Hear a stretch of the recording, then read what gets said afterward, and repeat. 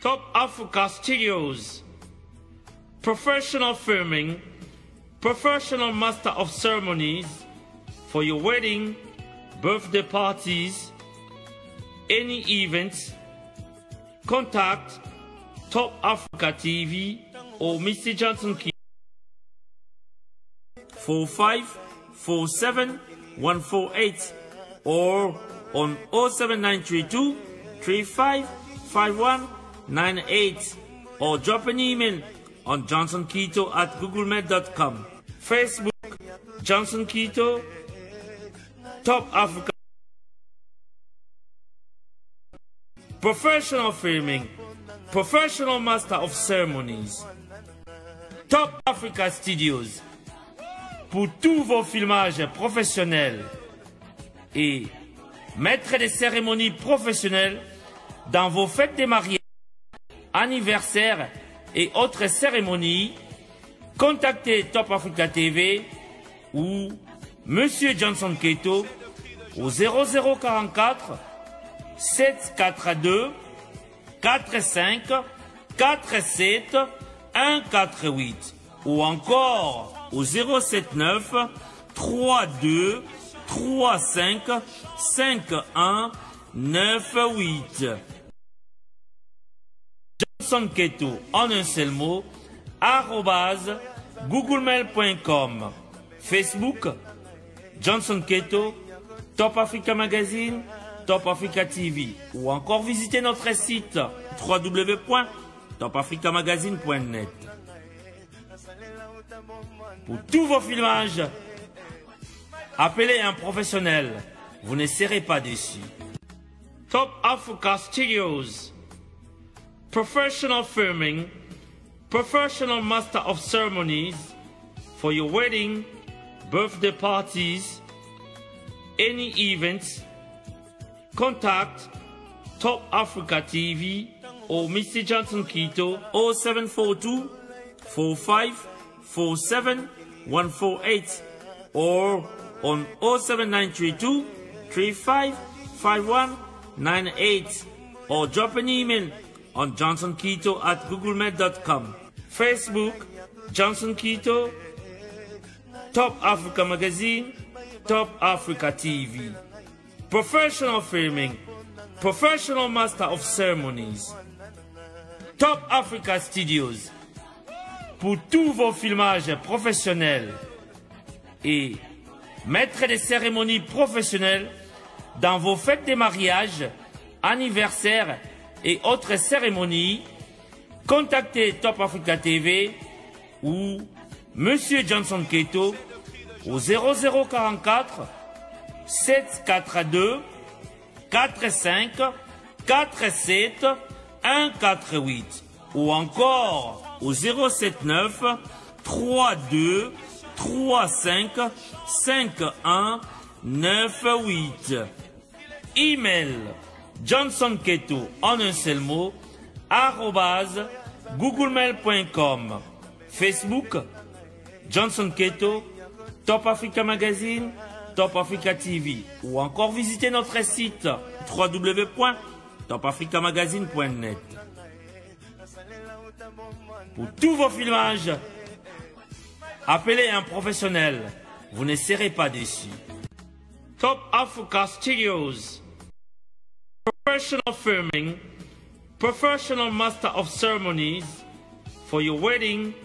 birthday parties, any events. Contact Top Africa TV or Mr. Johnson Keto 0742 4547 148 or on 07932 355198 or drop an email on johnsonketo@googlemail.com. Facebook Johnson Keto, Top Africa Magazine, Top Africa TV. Professional filming, professional master of ceremonies. Top Africa Studios. Pour tous vos filmages professionnels et maître des cérémonies professionnelles dans vos fêtes de mariage, anniversaires et autres cérémonies, contactez Top Africa TV ou Monsieur Johnson Keto au 0044 742 45 47 148 ou encore au 079 32 35 51 98. Email Johnson Keto en un seul mot @googlemail.com. Facebook Johnson Keto, Top Africa Magazine, Top Africa TV ou encore visitez notre site www.topafricamagazine.net. Pour tous vos filmages, appelez un professionnel, vous ne serez pas déçus. Bonsoir, bonsoir, fidèles internautes, chers amis, vous qui nous suivez de partout à travers le monde. Bienvenue dans notre émission Sagesse africaine, l'émission que vous connaissez, l'émission qui passait sur d'autres chaînes, mais aujourd'hui nous avions décidé de la relayer sur RCTV en complicité avec Top Africa TV. L'émission qui y est présentée, qui a été présentée, qui sera toujours présentée par votre humble serviteur Johnson Keto, le garant de la nation, le pasteur sans Bible. Je suis là à la présentation. Bonsoir les amis, appelez les amis, partagez les liens, hein, appelez les amis. Aujourd'hui, ce n'est pas une émission politique, c'est pas l'état des droits. Aujourd'hui, c'est la sagesse africaine. Nous revenons avec la sagesse africaine. Aujourd'hui, j'ai une invitée avec qui nous allons tailler bavette, avec qui nous allons partager certains nombres de points qui dérangent la communauté. Je laisse le soin à mon invité de se présenter elle-même. Bonsoir maman. Oui, bonsoir Papa Keto. Bonsoir maman. Oui, bonsoir Papa Mali Keto. Bosoto Kutana. Merci c'est Mali Boso, oui. Maman batuba yebiote kombonani po mokileza olanda biso émission Sagesse africaine to yaka awa to tiaka boato na ebale poto kati salanga mosusu lelo memeli biso sujet moko motuya bayeba nani mama o azali na mopanzi na ngai ya lelo. Ok, merci. Ngai, moi, pour Mikolo, Naza Nathalie, mais je suis aussi une mère au Bananga Babinga Maman. Pour Nabatou, Babinga Maman, la signe respect. Donc, c'est ça, Babinga Maman, Maman Nathalie. Maman Nathalie Mankaka. Au Kombo Nanga famille, le nom de ma grande-mère, Maman Abota Papa Nangai. Donc, c'est ça. Maman Nathalie Mankaka. Ouais, Maman Nathalie Mankaka à Vanine à Londres. Maman Yabana.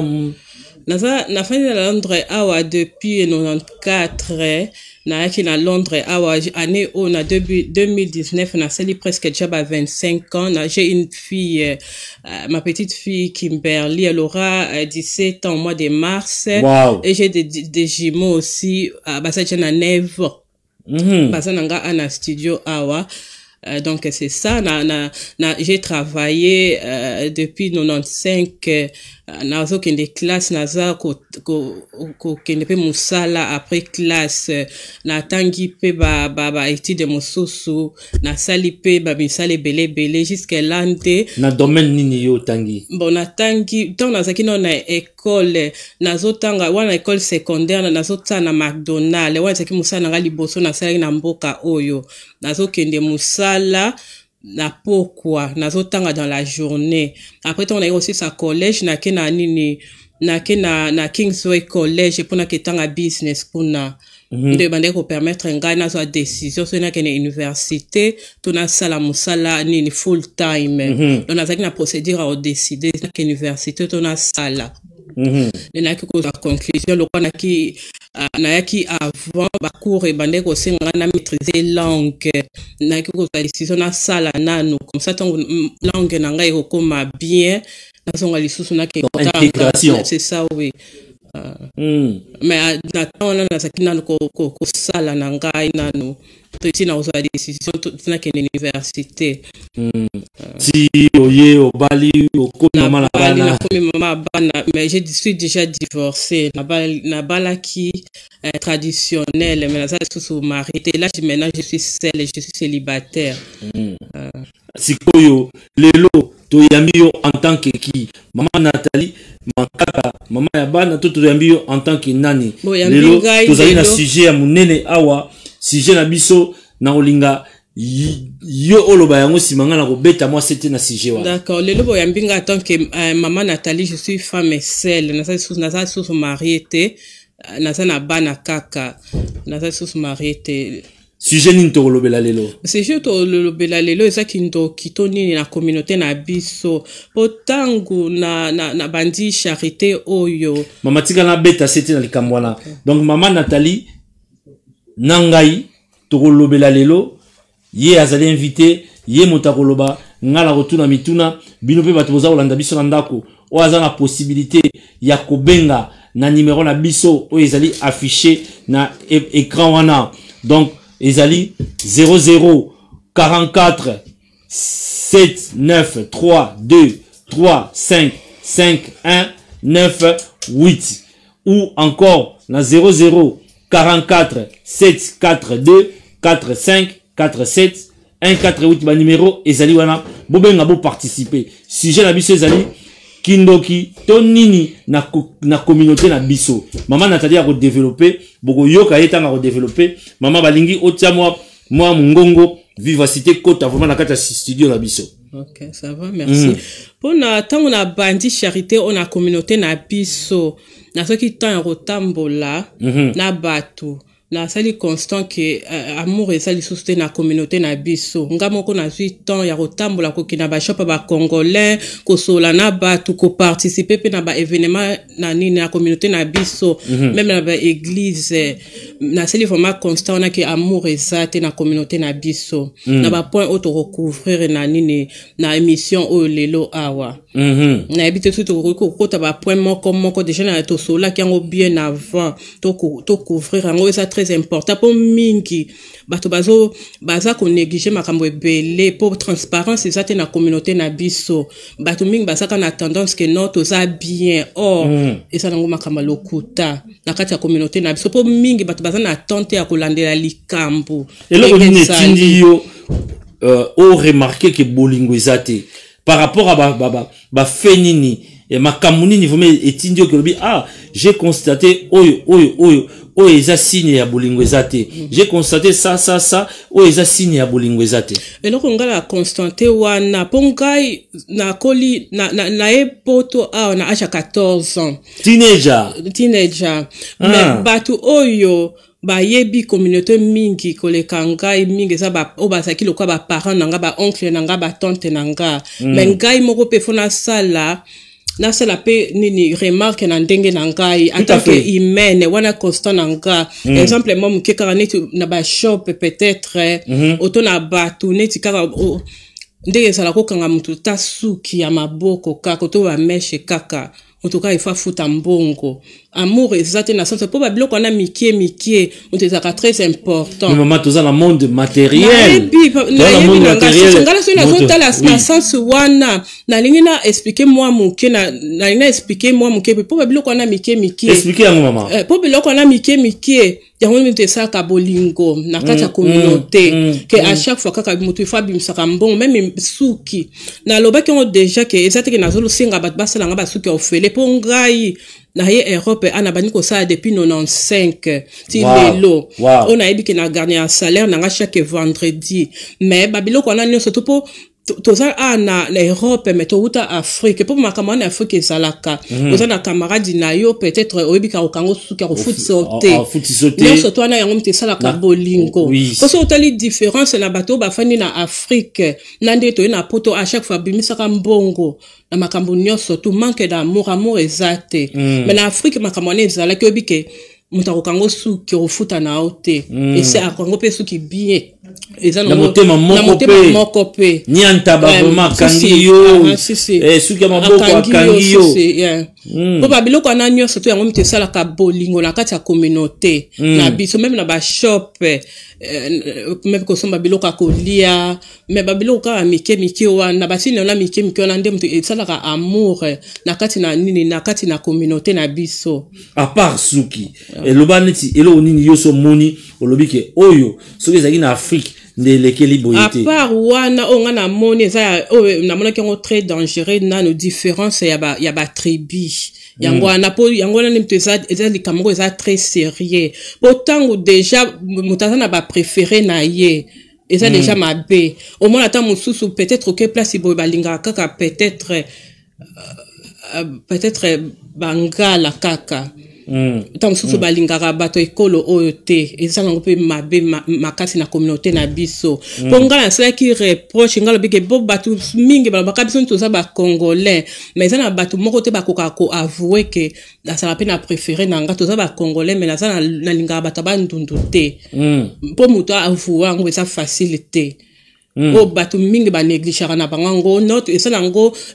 ça va bien tout ça ba congolais mais bato bakoka ko avouer te que ça peine à préférer na bango selon yo sikoyo lokola bato bakoka avouer te donc bato il faut ba comme sincère envers bango moko neto lobi ke bon ngala lingara nanga baluba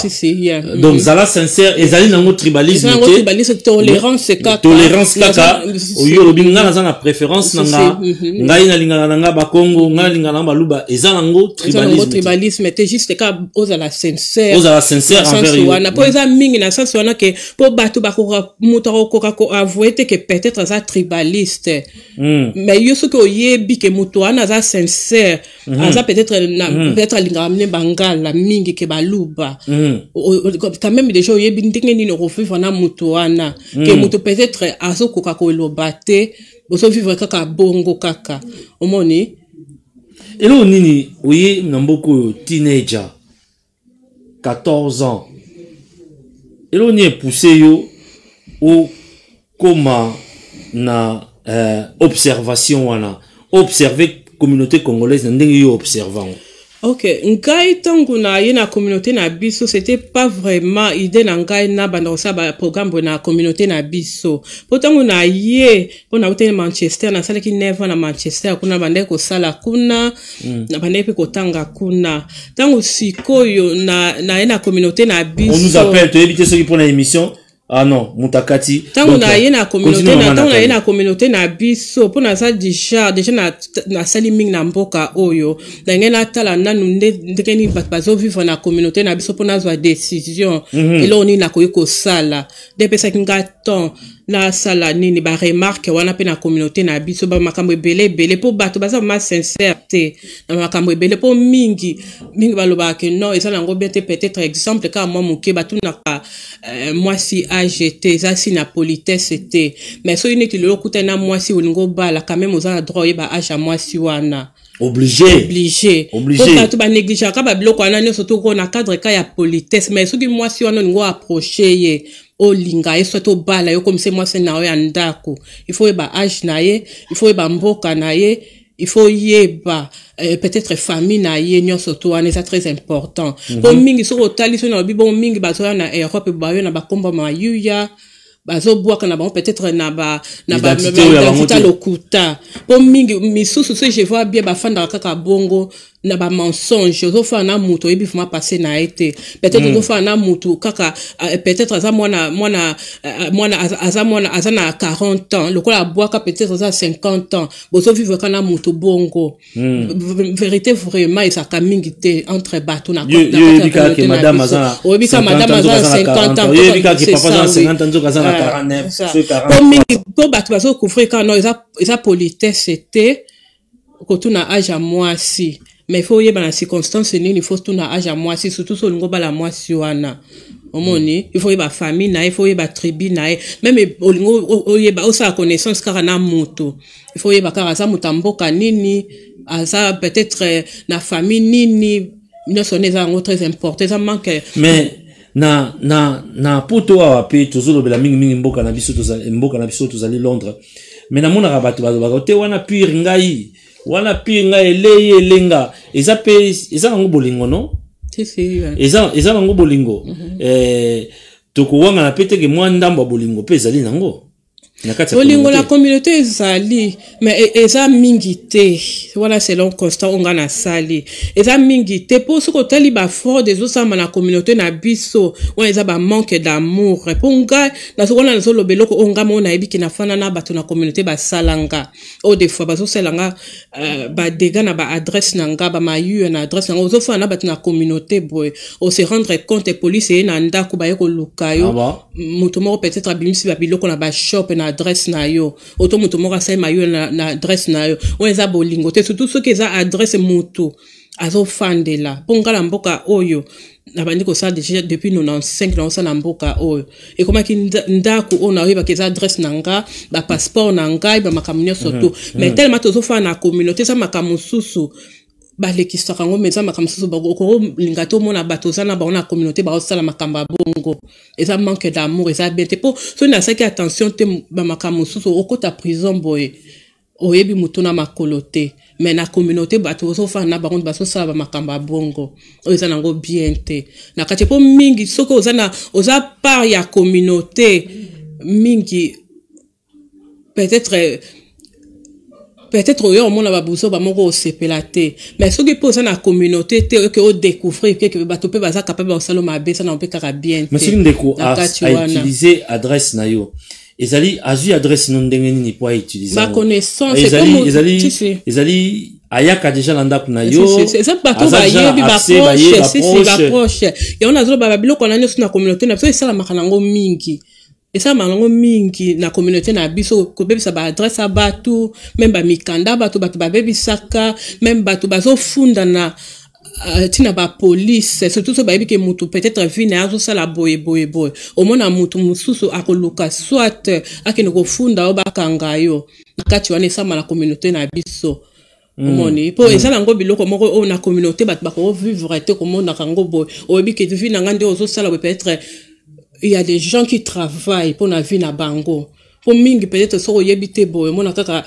ozo sepela na vie mutona te peut-être ozo convier mutwana peut-être ozo que la mutona mutema mabe mais il y a les gens qui travaillent na vie na bango à part non peut-être bato o baso kota na ba mayu ya baso sala ba cop on ozo na baso kanga bango baso kota ba prison mais wana na kati on ebisa peka bato bato funda ka bango entre bango na bango o sala ngo bien te na kati ya communauté na biso et ça très dangereux na ba raison et belé ponga na saki surpris et ça makamususu oza ko apprendre ngo na acha ki mokolo ça ngo bien te ponga na remarquer bato basa trop négligent soit balingi na bango vraiment ko confronter makambo te o eza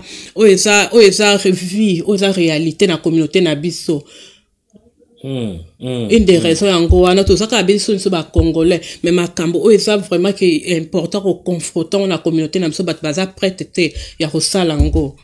o eza nango bien te po ngana sali constant mingi ba problème ebele ki na communauté na biso ya ebele so na bino banda kotanga ba liste ba problème surtout onga depuis na bandi nini charité o makambo ebele donc oza la charité si yeah. Mais on le bel sango na nte komba charité za nini bo sala nini ba ems na ngeza nini objectif na ngeza nini charité kombo nini bon na bandaki charité wana na communauté na biso pona ko aider en tant qu'une femme aussi dans la société azo sala pe loko nini ko aider na kati ya communauté na biso na domaine nini na zo aider ba jeune to so ba compétition na ba jeune ko tuna ba questionner ba quiz o ya biso to lo ba ka ko tuna ba question so ba gagner pe si ba cadeau na so organiser ba nini ba événement ba maman ko sangana neti ba nini ba conférence ba maman déjà na salle je crois 4 conférences déjà depuis na bandi comme charité zani Women to Women International Ministry c'est un website Women to Women International Ministry et website nango bato bakota bino bato bolanda biso na sur Facebook na RCTV Top Africa TV soki bolingo yeba mingi makambo ya mama Nathalie Ton Mankaka bokena woman to woman international ministry comme marandenge ni woman to woman ça woman to woman ça le tout il y a avec les deux oui avec woman le chiffre to woman international ministry quand débat comme international ministry ça comme juste quand le quoi ngam na sa fondatrice ngam na pesa ka comme pour mingi bat basotu na c'est comme c'est ça ka nini charitable ya basi kaka et ça pena mibali mais comme bona le quoi ngam na sala da sa fondatrice ngam na pona ki kombo wana mais ça n'a rien à voir avec sexe non ça n'a rien à voir c'est juste le nom ngam na pona ki mais mibali pe ba yaka nza batu bazo ya na ba événement na zo sala ba papa pe bazo ya ba pasteur pe bazo ya mais ninge opesiango woman to woman ministry et ça c'est chrétienne c'est chrétienne ok donc déjà là pour organiser 4 événements ils avaient ba conférence ils avaient ba fête c'était qui première conférence c'est qui établissement on a bien ba pasteur ba pambola ki boko pambola peut-être na prière à bénédiction juste ka ko banda na communauté na biso après na yo sala événement mususu ya femme na leadership après na yo sala mususu je crois nini là sur la prière ça qui na 2000 pas longtemps année passée ngali plus opesa biso exemple oyo ezola ki ça vraiment que mitema mabeza na kati na communauté on insister nango ezala ba expérience oyo yo personnel atoko lobate ke ezala ki yo tozwa net ningo lobi ya suki kokanga suki koma mutu faut pesa kaka mbongo so pesi mbongo te aokango suki te okopesa pe exemple mususu mutu mususu azana afundi moninga na ye eza toujours ba exemple oyo kopesa soko zana moins expérience na personnel pour oyaki mona muke okokaki pe kozana onzela mususu ya kovivre neti ndeto lo ba ndenga mindele mais yo 8 ans au sali observation ya société na biso ya communauté na biso o arriver na ba conclusion oyo komi nango donc soko zana mon exemple et oyo eko lendisa thème na biso lelo opesa biso ngo po bande ko balanda biso exemple oyo makasi eza ba femme seule batondi mingi na nini na communauté na biso c'est très important pour bato mingi bazolanda ngai bo remarquer que même ba onyo surtout ba uti Congo ponga na uti Congo na tangi quand même école primaire na Congo balobi que la famille yango nde mutesa ni important dans la société mais tant aux hommes ba femme seule batondi mingi na mboka oyo il faut to banga nakati wana po une des signes peso la que il y a pas l'amour pour na mona basi bango moko ba femme seule ba komi tellement ebele nakati wana pour famille tango eza nango unité société ke nango pa mo côté bon moi nakati wana boy conséquence nini tango bato ba femme seule ba ebele ozomona déjà ke bato bazana bazolo bana anglais ba broken hearted bato bazana mitema ya ba pasi ba problème surtout so za otiki femme seule entre temps ba yoki mobala ngwa kenda bala quelque part autant azane bien kuna mais entre ta femme c'est pour ba femme seule ba ebele na Angleterre na bité na mboka msusu ya Europe ne surtout la conséquence au monde la carte quoi ozo vivre na société na bato basana ba problème na ba comment je peux dire na ba blessure na mitema po eza mingi po mingi en tant que femme africaine eza nango bientôt comme na ba femme seule ba komi nini ba rete ya femme seule comme belé que ba famille place ozo mona ke couple moi na mobali eza nango bientôt na société na biso na kati wana po surtout to landela ngo ba raison on gagne na bato bazoloba mingi peut-être basolo makamba bana mais na kati wana mona kesa nango il y a pas l'amour qui motema mabe muteza na kati ya société na biso pour la komona ba nini ba femme c'est les belé na communauté na biso maman Nathalie yo en tant que yo mogoza femme seule sous na lobina tuna o motuna quelles sont les causes où ils ont salaki ba femme bakoma mingi seule na kati ya mboka nkana okumisa nzambe pour abenga na ministère ce qui est très important ngamona mona na yeba pe ba raison nini o ba femme seule baza ebele pour mingi so tel ba femme seule mingi onga na soli na bango o ezaka mingi boso yeba ozo yeba problème nini te ozo zwa na vie na yo C'est très important. Et ça, nango risque makasi. Mais ngai, c'est qui, naza épargné pour nzamba bingamo na kata ministère, abingamo pe na kata communauté, nazo aider, nazo yeba pourquoi, bato bazo kabwana, pourquoi ba femme celle bata ebele na kata na communauté na biso. Raison ezanini. Raison, ezali, bato baza na bolingo te réseau eza mingi na kati wana po soki toyebi tokota tofungola badeba makasi tofungola kaka mama tofungola soki toyebi tofungola badeba makasi ezosalaki bafemme bakoma seul na mboka oyo divorce ebelebele eza nini eza na kati wana di soki toyebi to baraison moko tozocouvrir toujours kaka bolingo eza nango te naki motema mabe nde tobandaki na ebandeli wana po mingi po so otali réussite meme ya libala to ya couple eza effort à deux personnes na kati wana ezala likambo mwasi il faut sala effort mobali il faut sala effort po bozala ini na kati ya nini na kati ya nini so po mingi soko otali mingi bato bazoloba ke ono peut-être eza makamba bambongo yango ezosenga bato bakabwana oyo eza nango vraiment rien à voir avec ça po là où il y a l'amour mbongo ezala nango na place te po na kodétruire na kati wana ponga na koli na ndako ya papa nanga papa na biso na mama na biso papa nanga zoke musala mama nanga zoke musala mais bolingo esalaki na kati wana mais tant bato déjà bazokabona bazopesa ba raison peut-être mbongo oyo eza nango ki motema mabe ya manque d'amour na kati wana nyonso to po place bato balingani pesa bolingo ezali jamais mbongo koko ya okabola bango impossible jamais koko salama mais tant bazokabona bango ata utumbongo kaka te soki bazokoka kozala ensemble te eza nango ja nini manque d'amour na kati wana po soki tobi tolandela bakosi soki tobi tofungola débat bato bazopesa baraison ebele po mingi bazoya Europe bazozwa vraiment tente ya kofanda ensemble ya famille po mosusu peut-être bazoya na bango kaka juste koluka peut-être bambongo ozoyeba te moto aye na vie na yo ayeni peut-être koluka mbongo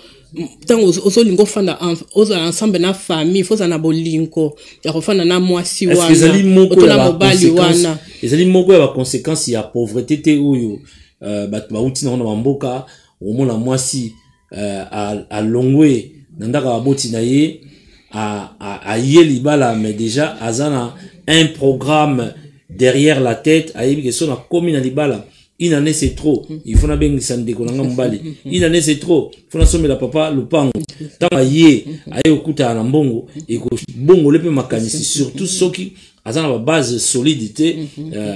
depuis éducation des bases yanda kokuna est-ce que cause la paix wana te cause la ça peut parmi il y a pas problème il y a pas divorce wana ni surtout na kati oui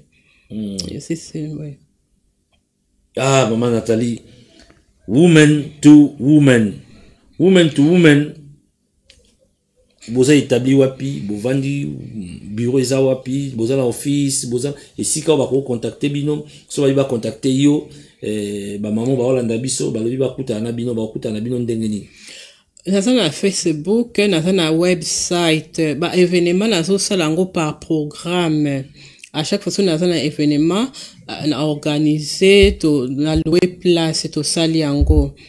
donc bureau boyena no ça le comme nazo sala par programme c'est tout ça la programme na organisé na louer place OK Facebook ezali ba peut-être ba besoin de contacter ngai na site website email na ngai sali OK donc bande bozo na biso to za invité na biso maman Nathalie Tone mankaka awa lokola pe tunaka ekolote boyebika kazali congolaise nasa mutabantu ya kwilo papa na ngala mama na ngai mama Nathalie tikoloba boy oyi nengo zoloba na kimia no sunga bi mama Nathalie za muluba nasa mutabantu de père et de mère na vraiment mukola liboso to kutanaki na habité mama Nathalie faza muluba wa BDD ouais BDD Mouza BDD oya kimia vraiment nazomona calme et voilà tozala maman Nathalie biloma ndeko bolanda biso oyo alingi atuna motuna maman Nathalie alobi kindoki toni na kati na communauté tokotia mwa pilipili mwa mungwa moye na ndako moninga apesi adresse na ye tango mosusu ndenge yaki na ndako apesi adresse maman Nathalie ovandi wa nazo otala yo apesi yo adresse yo zui adresse wana o commandela biloko mayu ya mukolo biloko ya yo telemi na porte ozeli yango sans que ya na kati ndako yo so recevoir kolina yo mupepa okei na yo. Donc azolobela ba comportement oyo ezali na kati na communauté na biso oyo esengeli totika ya bengango ekomi ndenge dolobaka na lingala kindoki to nini na kati ya communauté oyo ezali kindoki to na communauté to koma ba mama bakanga suki ya ofélité suki koma so que n'est pas ya amba source divine il faut fouta mbongo so que n'est pas ya jetu il faut fouta mbongo suki ya ofélé na ndaku ndenge zalaki na kishasa camarade na yo kolisa bolingo na communauté na biso ya moko koleka nango me ekomate place bato bazobomana kaka likolo mbongo kaka ya moko ezaka nango des fois omoni muto aider kanga yaka na salu suki atakaka comme ça prochainement au fouti mais ekomate à chaque fois tokomo ko vivre je sais pas comment nakoko expliquer ngo et ça la comment le monde matériel quand ça bat ça on attend on a besoin d'aide et pas mutu kaka ata amina yo kaka que il faut à chaque fois qu'il faut bomani to so ina zana mbongo te moyena ba edenge ça te ça nango bien te makinda bon réseau bomani comment je peux dire réseau bomani ni bato na communauté to bomani na communauté ça nango bien te il faut beta citer maman Nathalie za musala vraiment tous dans musala na kati na communauté il faut beta citer na makambo yezo déranger communauté bolingo manque d'amour bolingo ezate na kati na communauté eza pasi esika bolingo ezate mbuma malamu et botaka te. Donc maman Nathalie ni kamni ni susi yo remarqué na kati na communauté na biso oyo na remarqué te oyo eza likambo tanto za na communauté photo banga poto zo fa na communauté to zo fa na bato po ba problème oyo tango bato bazo sa na ba problème na communauté to ba ke conséquences ezalaka à chaque fois même makama ki motema mabe ona zo lo ba manque d'amour na communauté na biso conséquences ezalaka mona na communauté bozo fa na ba problème eza na ba conflit na bato moma peut-être kotona bato na ba yoka na kate otokotona bayoka na kate faut boyo na chaque fois tant tous na ba problème na communauté na biso il faut to ba nini ezoleka na kata communauté na biso ba problème nini eza na kata communauté na biso pour mingi bato peut-être ba ignora makambo ebele tant boza na problème na bato mboye bateke ezoko affecter pe na kata communauté au moins kotona peut-être bazolo ba nini na problème wana par exemple mususu onga na pesinga na yebi ki motema mabe oto tant il y a pas l'amour et bato ba comment na point ya kobomana pour mingi soko tali na bina par exemple moi mukie eza na ba période de makamba ba rivalité ezalaki na nini na communauté na biso eza na ba série mais on a ba série nini oyebi ke il faut banga tant ça na rival na il faut banga même biloko kolia même maya komela po eloko wana ou peut-être ko négliger te po moto déjà po nga na assister ba problème ebele na communauté na biso tant déjà oyebi ke ça na rival ko ça la ignorant to lia et pas moto wana to mela mai o mingi ça nango vraiment propreté na communauté bo de fozo banga po na landi ça na bato je sais pas na ko confirmer que ngamo peut-être na obanga na ngai ozo banga nao mais bato bazo na ba problème wana bango bazo vivre encore to ba kisa na eza makamba ngo ezala na communauté na biso ponga na assisté déjà bato bazana ba rival ba yoko na to bazo bunda na communauté na biso bazo beba na communauté na biso ba na pointi ba lukana ba place baza ba lukana ba basana na maman na biso Clémentine nanga pesi biso Shalom mama Shalom na nini numéro de téléphone ezana mama soko ko bakisa liloba eza bienvenue émission za bino intervenir na yo tozana mama Nathalie Torne mankaka aza olobela ki motema mabe na kati ya communauté kindo kito nini vraiment mama Nathalie développer toujours maloba oyo ezana yo.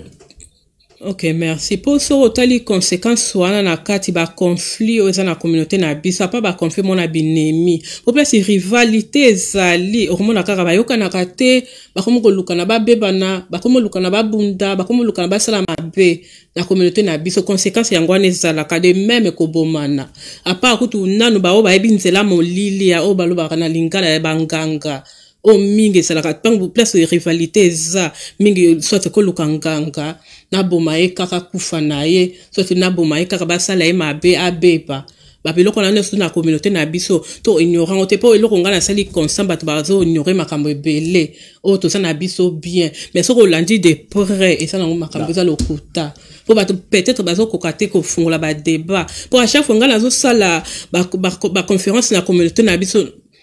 Et ça, ma maman, que moi, peut-être, a déjà combattu, a déjà femme seule. Pour moi, tout déjà, tant ou déjà, où tu n'as pas problème femme seule. Ou ça, quand tu as comme déjà, na oba lobaka, espoir à monter sili. Pour autant, la yemoko boy, a ça, no yemona bana. Em sou ba conférence à boye, et ça passe, em sou moto, aya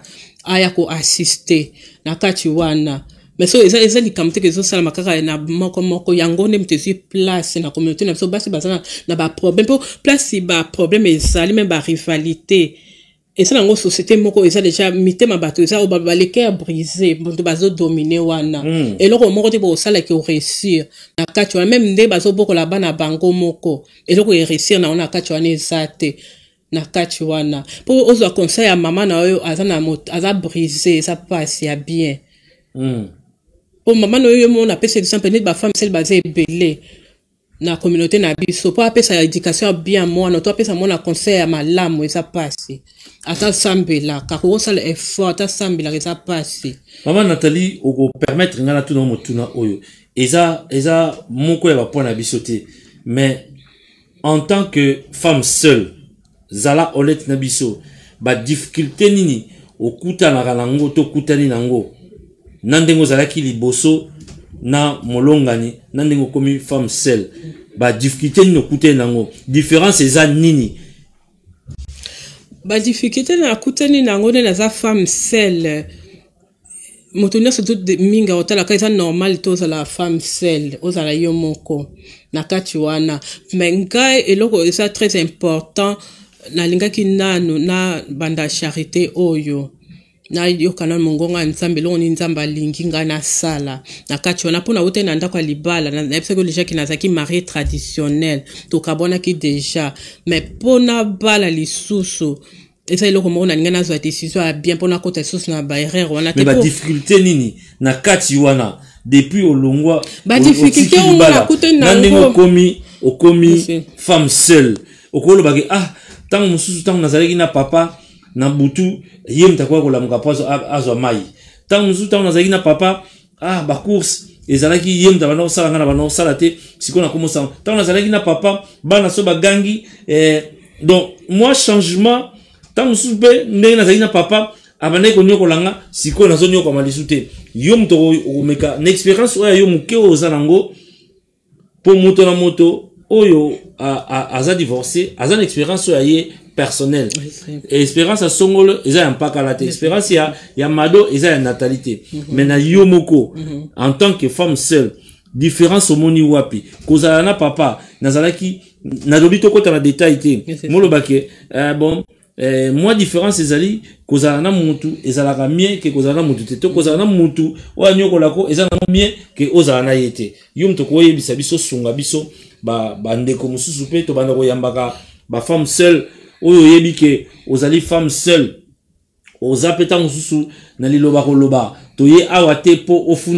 ofunda papa toye awa te po tofunda mama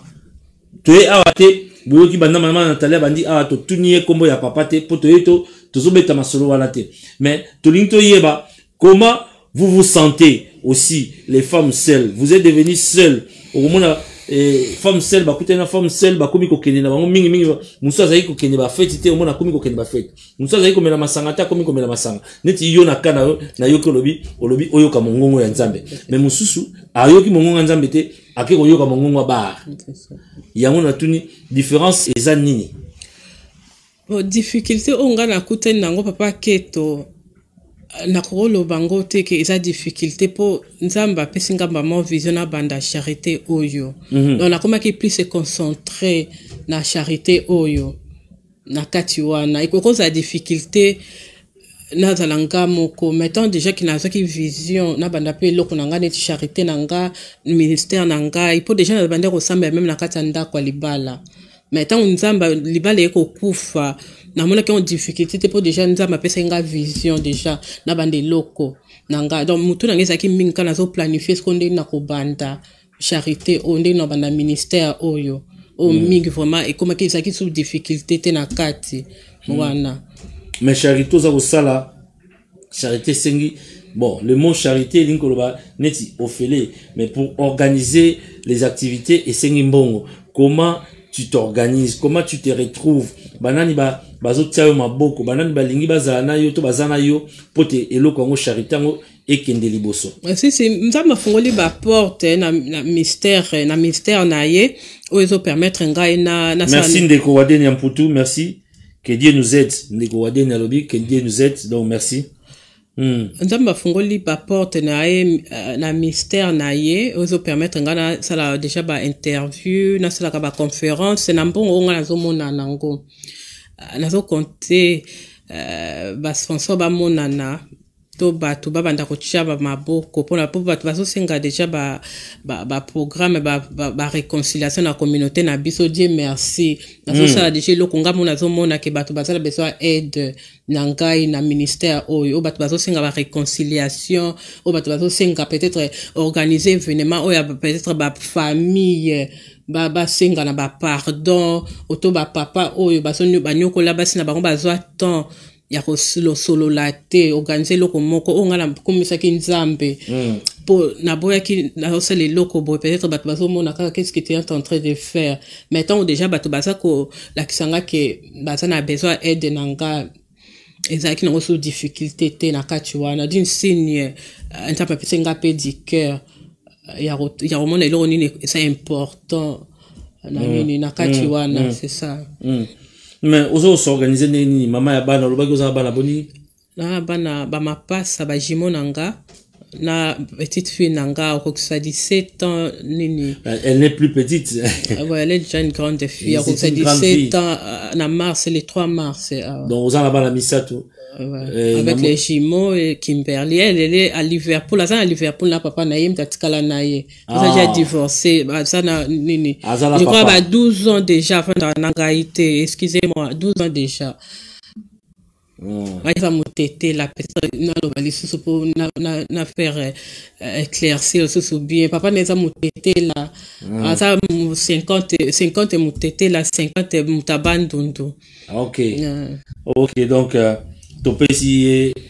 Kimberly oui. Kimberly topesi mbote donc mais Kimberly de temps en temps beaucoup de temps na bino relation bien bon je sais pas oza makamte na koloba na vidéo donc totuni kaka poto ba ndenge nous on s'organiser bon ba jumeaux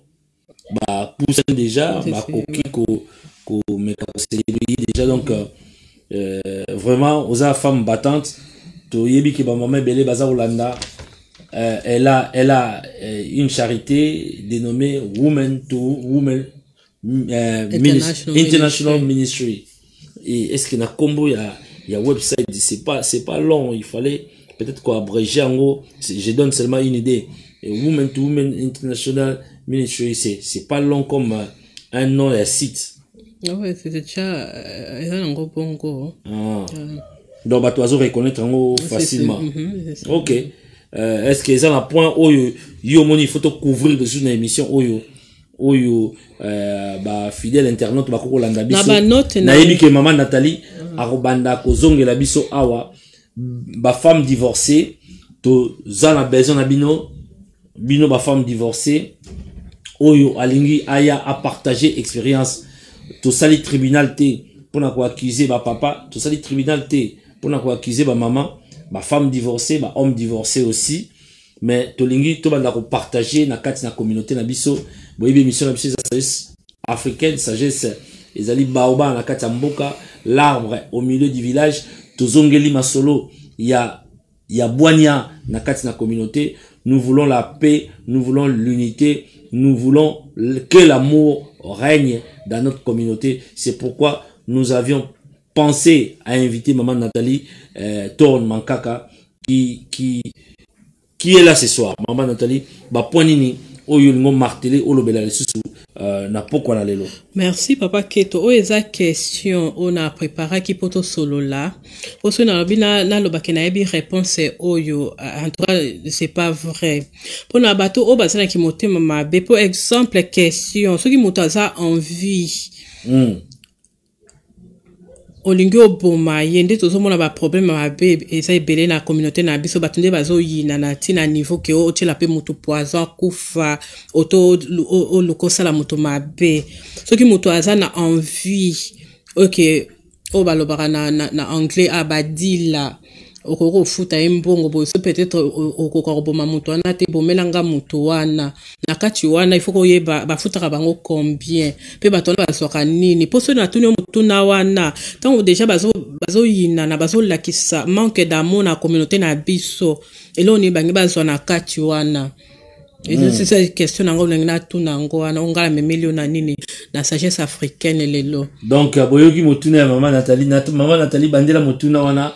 bino bato o mutaza na problème la yo olingo futa o babenga badila pour asala mutu wana mabe bafuta ka combien pour bozwa nini pour bango pe bazwa nini na kati wana mutuna tuni yangwana ngai lokola nazali moto ya mituna ngai moko ngai na répondaka te mais na tsengi na bino bato za kolanda biso na kati émission na biso Sagesse africaine bon répondre na motuna wana maman Nathalie aïe pour la première fois mais ezali mbala soukate. Les Français disent il y a jamais un sans deux, donc aïe mbala liboso mais arozonge la biso awa na émission poto banda ko partageaka moi ba sujet akozalaka lango ebele na kati na communauté. Elle a fait une observation il y a na kati na communauté, elle veut ko remédier ko parler na situation to koma na étape oyo aoyebi sabino nini to ko sala pote tozongisa bolingo alobi déjà makambo ya ba réconciliation na kati na balibota akota na makambo wana maman Nathalie avec charité na ye Women to Women International Ministries. Maman Nathalie ba mama tang ba ya awa na international, j'espère qu'ils ont musiqué. C'était ça musiqué non. Ba o déjà na sali ba assister nga ba ebi que ça prière to solo ma solo c'est important. Ce basana ba question ba tuni na pesi bango ba réponse. Donc c'est juste ça. Ba événement mususu esengi to lambaka ce que singi que bon tout ça quand on a juste na événement quand tout ça quand on a événement ça musiqué. Prochaine rencontre Zakan bande ba Holanda biso ba maman ba Holanda biso ba yeba déjà pour donc d'ici là nous allons boucler notre émission petit à petit. On va chuter dans quelques minutes. Prochaine rencontre Ezawapi pe egozala na thème nini. Tout ça na date déjà, je crois si je me trompe pas na nini na agenda nanga ça na août les 10 na les 11 il y a 2 jours de prière ya ba maman mais ba papa bazo insister ba on peut ba participer na linga juste année où ça juste ba maman tout vraiment temps kozala ensemble 2 jours de prière pour tout mobimba. Mais j'ai pas encore décidé pour papa va insister babi bango pe ba sala na journée de prière wana. Mais date ezali c'est juste ya ko confirmer place to salango événement ngo ya ko voir pe si to permettre ba papa ba ya na événement là mais tout ça na événement année prochaine ba papa ba rozana bango mais va insister année au bazala paix. Donc c'est ça, c'est toujours à voir. Et tout ça on attend tout ça na nini, tout ça presque na mars, tout ça encore quand on décider à ce papa peut oya ou pas. Mais ozolo belara ba papa, ba maman, donc women to women ezali il y a banate, il y a jeuneté, ezaka ba papa na ba maman. Tout le monde ba jeune nazo sala la bango tout ça la ba compétition na ba jeune tout ça ba quiz la so ba gagner ba cadeau tout ça pesa bango mona ba jeune juste kaka na yo moko ya poche nzamba zo pour voir ka o mukiona nazo mona nango yango wana pe nazo sala kaka mais je compte bien ba to oyo ba Monique ça ida bien ba ko toujours ko ya ko contribuer mais nazo éviter de bato ba o chambongo. Après comme ebalukela ngai ebaluka contre ngai là on a vu tango wana comme nazo c'est ça oui oza éviter batubaya si malobi ba communauté alembongo olingi na mbongo na yo moko mais oui en attendant parce que nangana lo batango ko zo ampleur au kokangote to natal na yebi poche na ote mais ce qui est ampleur o ekomi ba dépense ba 5000 ba 10000 ba 20000 livres et comme moi kilo pour na yo donc on a obligé bato oyo ya bonne volonté baya ko soutenir yo na dikanisi oyo ozanango. Maman Nathalie to comme so ke na suka ya émission na ebité ce qui ezali na point moko oyo okoki ko loba avant que to clôturer émission na biso. Merci. Nkana na so sala eloko oyo pona expérience et ça peut-être bénédiction pour nga nazolo bango na répéta ki ngo toujours à chaque fois bazolo ba ko répéta kaka mais eloko o ba répéta à chaque fois pour ba yo kango be ba comprendre de ba lo ba que non la répétition la meilleure des sciences na ena mboka o nga na so kende école ana Camden Town nazo kine musana pokwa ete loko o peut-être nzambe bazo bana anglais we word nzambe a we word ngai na makambo nazo sala charité na biso na nazo sala na ministère oyo ngala na tena espérance à makasi tena makambo nazo sala mais espérance à musala nga depuis 95 ti lelo na ebi makamna zolo ba même na ba programme na biso pour à chaque fois ba bazo sala ba reproche c'est comme si peut-être azoye ba makamna zo sala toto azoye ba makamna zolo baté mais nga depuis 95 na mboka ona sala kananga na ba misala msusu na sena ba office nza mapambolinga na sa nini chère personne à UNICEF sikoyo na sa comment je peux dire na UNICEF ah bon donc c'est ça oh là là. Pour la baïbaza Rolanda biso ba zelayo bisusu ah la plateau na biso service africaine quand ozongi la bango quand to promettre bango oyo pas na ba idée maman Nathalie ba contacter wapi kaka la web site et si ka ba retrouver ba numéro na to ko pesa bango pe numéro ba retrouver yo facilement ba koki ko sala effort ba komela kanga na sana ba raison na une des raisons pour na sana bana ba déranganga mingi na ndako po mingi ba tout temps ba na solo ba makambo peut-être ba mona aza compliqué auto ndenge nini esa nango nini esa nango problème était muta komelanga na email mbangu na ko répondre même na Facebook esa nango wana na ko répondre na ngai na so éviter mingi téléphone pour na dérangement na bana ndako ilo na so éviter ngo wana mais ba ba sala effort mais mutu soki akoki azwinga na téléphone na solanga na bato mais pour na cosa la plus rapide pour na email c'est mieux muta komelinga na email na Facebook esa nango wana Facebook na rappeler bango pour bayeba Nathalie Forne Mankaka na sape na Facebook a ministère et ça wana donc Facebook ya ministère Women to Women International Ministries na Facebook na mususu Nathalie Thorne Mankaka na Thorne c'est THORN Mankaka comme ça se prononce ne boza oyoka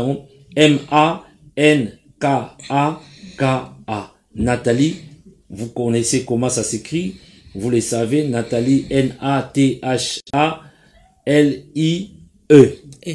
Nathalie Thorne Mankaka sur Facebook. Elle est là avec nous.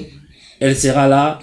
Comme je l'ai dit tantôt, il n'y a jamais un sans deux. Tozonga awa pour tobeta. Masolo msusasana ba sujet, azana ba thème ou toko développaka. Akoyaka toko tunaye mituna. Ndenge to tuniye. Maman Nathalie, lilo basuka na ba yebanso balandi biso à travers le monde. Soko pesa ba mbote, soko oko senga soutien et pas ya baya mitema malamu ba soutenir œuvre oyo yo bandi totikeli yo 2-3 minutes na yo o avant de boucler émission na biso. Merci Lilo Basuka, c'est toujours encourageant na batu oyo bazo pesanga ba avis na bango na ba makambo o bazo lingana sala na charité oyo nazo ko encourager bango à chaque fois ba yaka tout sur la makambo nyo tout sur la communauté na biso na ba débat wana auto ba conférence ton nazo sa ba événement na ngai ba yaka nazo ko encourager ngo eso ko encourager ngai pe tant baza ko sola na ngai sala boye eso ko encourager ngai donc c'est ça juste kaka ko encourager bango pe ba yaka na ba événement na nyo nazo sala basalaka wana. Merci maman Nathalie. Biso pe na part na biso tolobi moto oyo aza osala misala malamu tokuluka to soutenir ye tokotala na niveau na biso soki to soutenir maman Nathalie ndenge ni biso tozala média on ne donne que ce qu'on a tozala misoloté mais tozala média tokotala soutien tokopesa yo pour te mosala ekende liboso biso banso la main dans la main mosapi moko sur la réalité biso banso na misala ya maman Nathalie à soutenir to soutenir ye pas soutenir biso te soutenir parce ninga nde Congo na biso eko kende liboso to suki awa to pesi bino butu elamu poko elamu na mabota na bino et pas ibanso bolandi biso to yebiki à travers le monde bolandi biso na salon Carlos bolandi biso Guy Lumembo meilleur coiffeur d'acné Mbunga Carlos Massamba Nono Masolo Galba Peleo Maman Nathalie libota malamu oye nandako na biso mbala liboso mais ezala mbala sukate ezala teke yo Maman Nathalie abungi na yete komi koluka ye zongela biso lisusu ndako oyo ya sagesse africaine ezali ndako na yo mosala malamu courage na oyo ezali kosala nzamba batela yo pe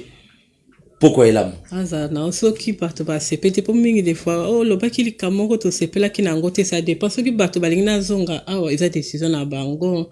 ponga la zozo des fois le quoi je ça ba programme bo eza na bato ba kobenga des fois lobaki likambo ifaki po loba otsareki boye c'est toujours c'est ça il y a pas de souci ciao ciao OK au revoir bye bye ciao que Dieu vous bénisse.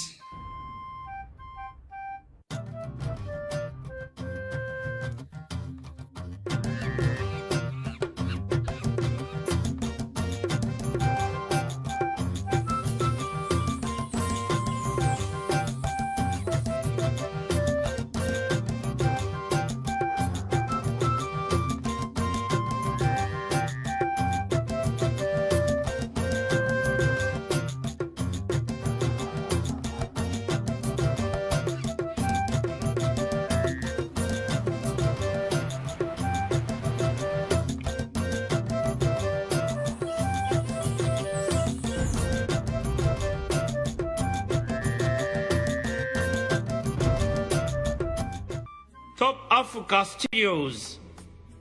professional filming, professional master of ceremonies for your wedding, birthday parties, any events. Contact Top Africa TV or Mr. Johnson Quito 0742 4547 148 or on 07932 355198 or drop an email on johnsonquito@googlemail.com. Facebook Johnson Quito, Top Africa Magazine, Top Africa TV. Professional filming, professional master of ceremonies, Top Africa Studios. Pour tous vos filmages professionnels et maître des cérémonies professionnelles dans vos fêtes de mariage, anniversaires et autres cérémonies, contactez Top Africa TV ou Monsieur Johnson Quito au 0044 742 45 47 148 ou encore au 079 32 35 51 98. Email johnsonquito en un seul mot @googlemail.com. Facebook Johnson Quito, Top Africa Magazine, Top Africa TV ou encore visitez notre site www.topafricamagazine.net. Pour tous vos filmages, appelez un professionnel, vous ne serez pas déçus. Top Africa Studios, professional filming, professional master of ceremonies for your wedding, birthday parties, any events. Contact Top Africa TV or Mr. Johnson Quito 0742 4547 148 or on 07932 355198 or drop an email on johnsonketo@googlemail.com. Facebook, Johnson Keto, Top Africa Magazine, Top Africa TV. Professional filming, Professional Master of Ceremonies, Top Africa Studios. Pour tous vos filmages professionnels et maître des cérémonies professionnelles dans vos fêtes de mariage, anniversaires et autres cérémonies, contactez Top Africa TV ou Monsieur Johnson Keto au 0044 742 45 47 148 ou encore au 079 32 35 51 98. Email Johnson Keto en un seul mot @googlemail.com. Facebook Johnson Keto, Top Africa Magazine, Top Africa TV ou encore visitez notre site www.topafricamagazine.net.